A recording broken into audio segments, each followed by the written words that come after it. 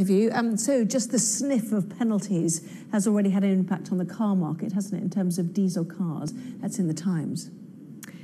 Yes, absolutely.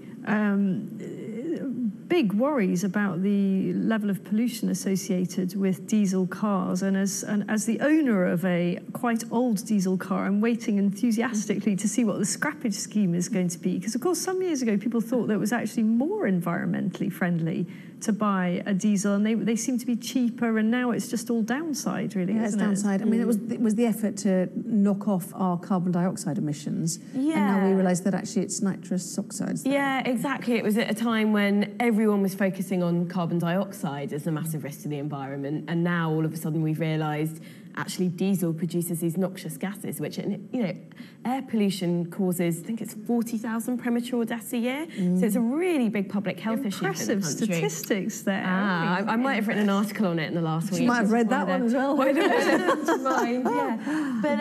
But yeah, so I think the interesting background to all of this as well is that the government's really dragged its feet on publishing any sort of plan to tackle this, and it had to, under European law actually, but publish something, and the government got taken to court by various campaign groups, and it's now been forced to publish something, which we're expecting, I think it's tomorrow actually. Yeah, Friday. So I think that's where the details of the scrappage scheme, I think there will be some carrots like the scrappage scheme, but I think there will also be much, some... though, is it? I mean, But have the value of all our diesels already fallen through the floor because of this? Yeah, I'm sure they would have. I mean, I wouldn't buy a diesel now, would you? I mean, so if you're outside the scrappage dates, the only thing you can do is drive your car into the ground. Right. It's not worth you It's not a bad policy in general, I always think. Well, no, but it's not. It doesn't take a diesel car off the road, does it? That's true. And I think there will be some tax measures as well, vehicle excise duty, those sorts of taxes. I think we might see some of them go up for owners of diesel cars, which I can understand. You'd feel a bit hard done by, really, if you bought a diesel car believing it was going to be better for the environment.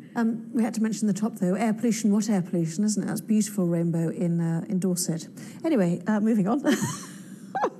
Oh, enough of that chair. Yes, exactly. Yeah, we can't do too much good news. No-fault divorce.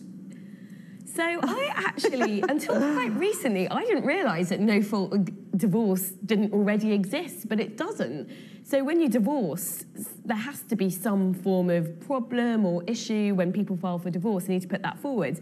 And that seems to me to be such an antiquated system, this idea that you can't amicably, as adults, say, this relationship isn't working anymore and set that out in the law. And as lawyers say, that actually leads to unnecessary conflict because someone's got to say on the form what's about. It just doesn't So you make had the sense to quickie me. divorce brought in, but you still had to say it has irrevocably broken down for...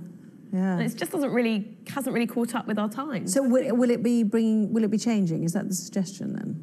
Well, there's a call for it to change from Resolution, which is the Association of Family Lawyers. And actually, I think Sonia and I probably both agree on this. I mean, you know, I don't really favour necessarily making divorce easier, but certainly making it more pleasant has got to be in everybody's interest. Anyone who's had to divide up assets knows that divorce is not easy, I suppose, don't they?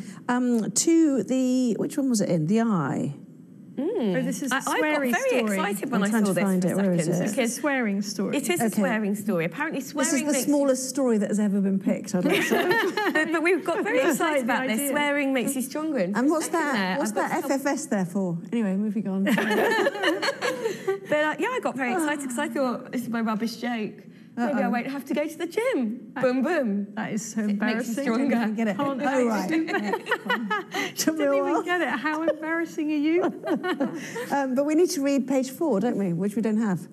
Exactly. Yeah. Well, all we know is that swearing is a good thing, according to that headline, which is good because I swear a lot. And that's a result of too many years in newsrooms where the language is utterly horrendous. Yeah. Letting off steam. It helps everyone from time to time, I think. Okay. We've never heard you no telling off here. No. Should we see you later?